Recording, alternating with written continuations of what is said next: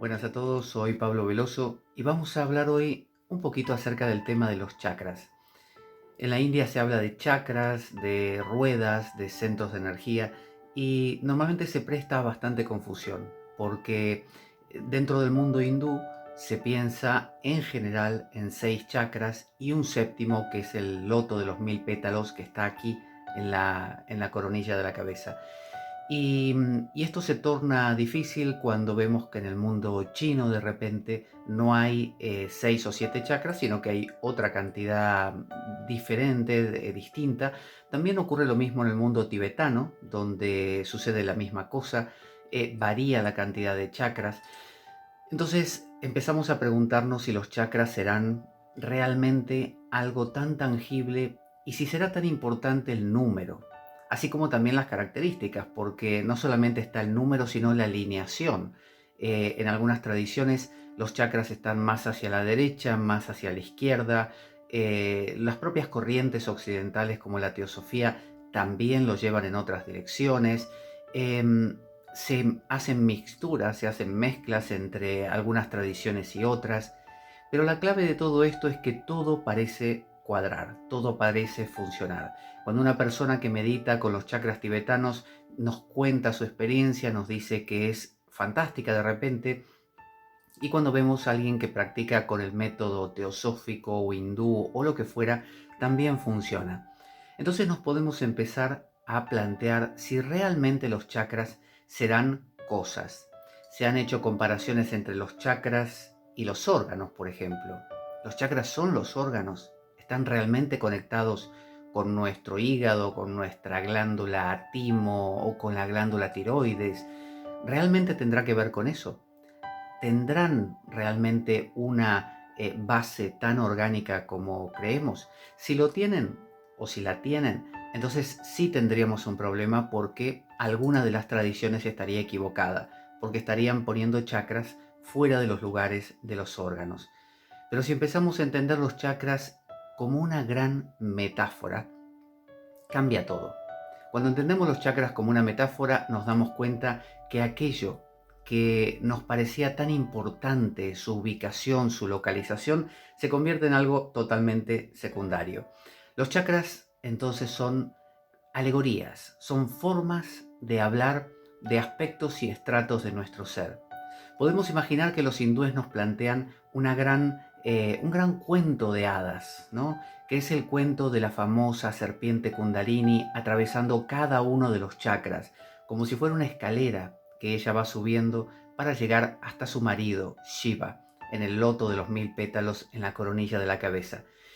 Y al igual que los cuentos de hadas mismos, al igual que los mitos de todas las tradiciones religiosas, se convierte esto en una gran manera o en una magnífica manera de poder comprender un proceso de evolución interior. Cuando en lugar de hablar de que simplemente estamos progresando, comprendiendo cosas, empezamos a hablar de que estamos entrando en el nivel del chakra del agua, por lo tanto estamos tocando la dimensión emocional, pero luego nos damos cuenta de que esa dimensión emocional en un nivel más, por decir así, arquetípico, en un nivel más profundo, ya no tiene que ver solo con las emociones de Pablo Veloso, sino con las emociones de la vida entera, con el agua, con el sentir de la vida. Entonces nos damos cuenta que esos chakras tienen capas como las cebollas y podemos ir profundizando cada vez más en estas grandes metáforas. Uno podría decir, bueno, ¿por qué no prescindimos de eso y simplemente hacemos una meditación de silencio, por ejemplo? Bueno, porque la mente discursiva, en la mayoría de los casos, necesita jerarquías, eh, distintos niveles, distintos escalafones, para poder detectar por dónde va y poder seguir una suerte de mapa de ruta. Uno diría, bueno, ¿y por qué no saltar todo eso directamente y lanzarse al vacío, lanzarse al silencio, por ejemplo? Bueno, tengamos en cuenta que nuestra mente es un gran nudo gordiano, es como ese nudo con el que se encontró Alejandro Magno. Y Alejandro Magno, sabemos por la historia que lo cortó con su espada, y al cortar el nudo gordiano, según decía la leyenda que lo sustentaba, quien lo hiciera gobernaría el mundo. y Él lo hizo y realmente gobernó el mundo. Pero son unos pocos los que pueden cortar a la mente de cuajo. En la mayoría de los casos es más un desatar el nudo. Entonces este desatar para nosotros tiene que ver con un poco a poco ir dilucidando lo que está pasando, un poco como la mayéutica socrática. Porque tengamos en cuenta que quien corta el nudo gordiano y se lanza directamente, por ejemplo, al vacío, al silencio, también corre un gran riesgo, que es el riesgo de no haberse enterado que eso ocurrió. Porque siempre al regresar de la experiencia de silencio, hay una necesidad de poner en palabras, hay una necesidad de apropiarse de esa situación.